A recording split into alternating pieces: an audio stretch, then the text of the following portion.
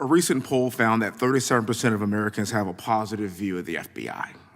And that's from an NBC poll. I wouldn't exactly call that right media propaganda, and I think I know why. Here's what the American people know and believe about the FBI today, sir. If you are a Trump, you'll be prosecuted. If you are a Biden, you'll be protected. And the American people that I represent are sick and tired of this double standard. It seems like every single hearing that we have in this room, we talk about the two-tiered justice system of Biden's DOJ and the FBI, and as we were talking earlier, here we are again. President Trump endured an unprecedented raid at his home in Mar-a-Lago. President Biden's home, however, was respectfully browsed. President Trump is facing up to 400 years in federal prison for allegedly being in possession of classified documents he obtained as the commander-in-chief of these United States of America. And meanwhile, President Biden is facing no charges for the classified documents he had held at his time as a senator and a vice president, not the president of these United States of America. And last I checked, he had no legal authority to declassify those. Hey everyone, welcome back to the channel. Today, we're diving deep into a heated moment in American politics that has everyone talking, a recent exchange between Representative Wesley Hunt and FBI Director Christopher Wray. It's a confrontation that has stirred up some serious questions about the FBI, the Biden administration, and the infamous double standard in our justice system. So grab a seat and let's break this all down. Before we get started, don't forget to hit that subscribe button. We've got a lot of eye-opening content coming your way, and you won't want to miss it. All right, first things first. A recent NBC poll found that only 37% of Americans have a positive view of the FBI. That's right, a mere 37%. And that number has been dropping steadily. Why? Well, the American public, it seems, feels there's a double standard when it comes to the FBI's treatment of political figures. Documents. Assuming President Trump was in possession of said classified documents, would those documents be more secure, surrounded by Secret Service at Mar-a-Lago, or in a box, in a garage, behind your Corvette? You know the answer to that question. Question for you, sir. What can you tell us about the status of the FBI's investigation of President Biden's classified documents found next to his Corvette in Delaware and those found at the Penn Biden Center? Do we have an update on that, sir? What I can tell you is that there is an ongoing special counsel investigation led by Mr. Robert Hur, and we have FBI agents affiliated with it, working on it, working very actively and aggressively with him on that case. I obviously disagree with your description of the two standards. In my view, at least under my watch, we have one standard. Okay. And that is we're going to pursue the facts wherever they lead, no matter who likes it. And I add that last part because especially in sensitive investigations, almost by definition, somebody's not going to like it. So I understand, and that's actually why I led with the sentiment of the American people. I understand that's your sentiment. So I do want to finish this.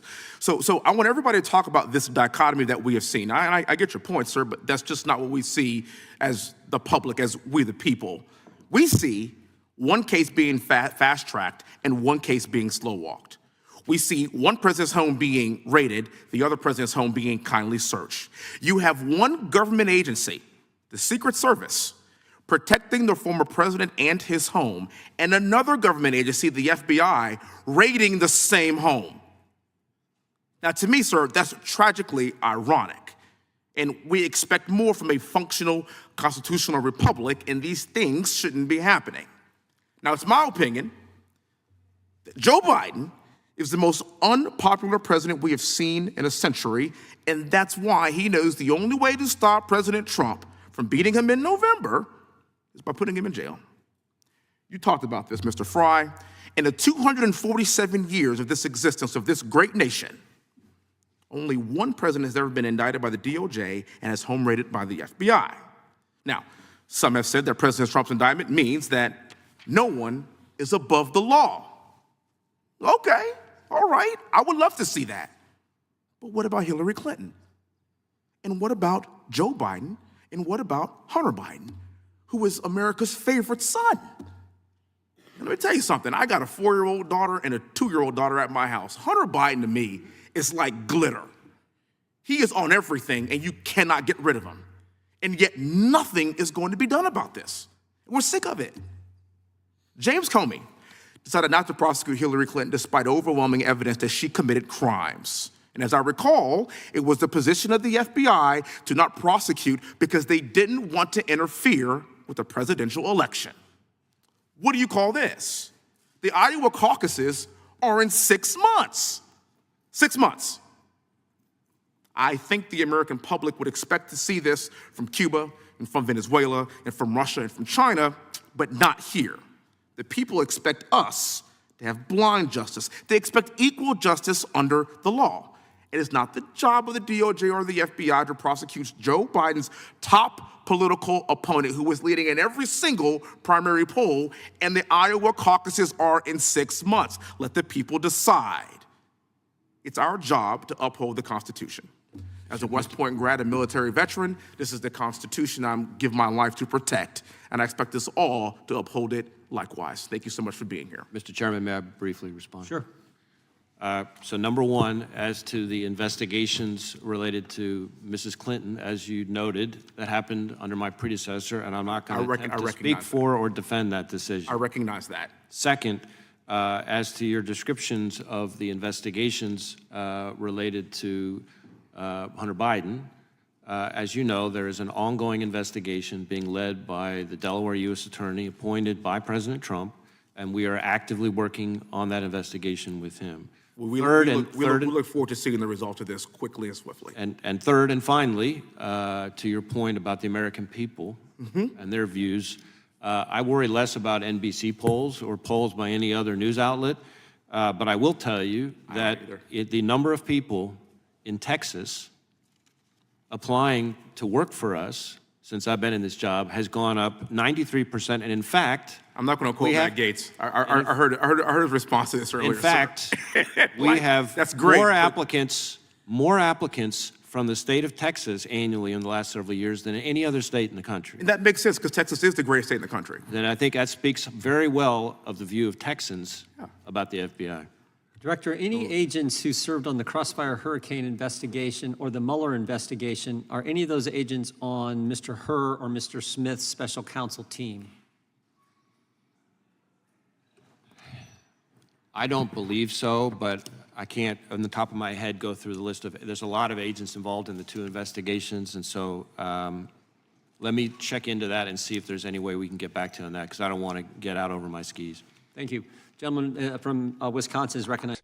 Let's face it, it looks like if you're a Trump, you're facing harsh penalties and intense investigations. But if you're a Biden, things seem to go a lot easier. And that's exactly what Wesley Hunt is highlighting in his grilling of Director Wray. But is it really a double standard, or is this just the public perception? Let's break it down. Now, let's get into the heart of the issue. It's the classified document scandal. Trump is facing potential criminal charges after classified documents were found at his Mar-a-Lago estate. Some reports suggest he could face up to 400 years in prison for this. On the flip side, Biden has also been caught with classified documents. However, unlike Trump, Biden's documents were found in his personal garage and a former office space. So, why is there such a difference in how these cases are being treated? Hunt argues it's a clear case of bias. Trump's home was raided by the FBI, while Biden's was just browsed. Is this fair? You decide. Let me know in the comments what you think. Do you see a double standard here? Next up, let's talk about this idea of a two-tier justice system. The whole debate stems from how differently Trump and Biden are being handled by the law. We saw it with the FBI raid at Mar-a-Lago, and we're seeing it again with the investigation into Biden's classified documents. Wesley Hunt points out that the FBI seems to be protecting Biden while aggressively pursuing Trump. But FBI Director Wray insists there's no double standard, saying the agency pursues facts wherever they lead. But does the public believe that? I want to hear your thoughts on this. Drop a like if you think there's an unfair advantage here. Now, let's bring Hillary Clinton into the conversation. Many people still remember the 2016 email scandal where Clinton mishandled classified information. Despite what some view as overwhelming evidence of wrongdoing, no charges were ever filed. Hunt brings us up to point out what he sees as hypocrisy. Clinton gets a pass, but Trump faces an all-out legal battle. It's not just about Clinton, though. Hunt asks the critical question, what about Hunter Biden? The president's son has been the subject of numerous investigations, But is anything really going to come of it? Are we seeing a trend where certain individuals, based on their political influence, get special treatment? Finally, we hear Director Wray's response. He insists that the FBI's investigations are impartial, with agents working diligently on the Hunter Biden case under the leadership of a special prosecutor. But will this actually lead to real consequences? Or is this just another case of we're investigating, but nothing will come of it? The question everyone is asking is, will the public ever get the transparency they deserve? And how long will this narrative of two standards persist in the political sphere? These are questions we need answers to, and hopefully we'll get them soon. So what do you think? Is there a double standard in how the FBI is treating Trump and Biden? What about Clinton and Hunter Biden? Is the justice system truly blind? Or are some people being treated differently because of their power or political connections? Don't forget to like, comment, and subscribe for more content like this. We've got a lot more political deep dives coming your way, so you'll want to stay tuned. Thanks for watching, and I'll see you in the next video.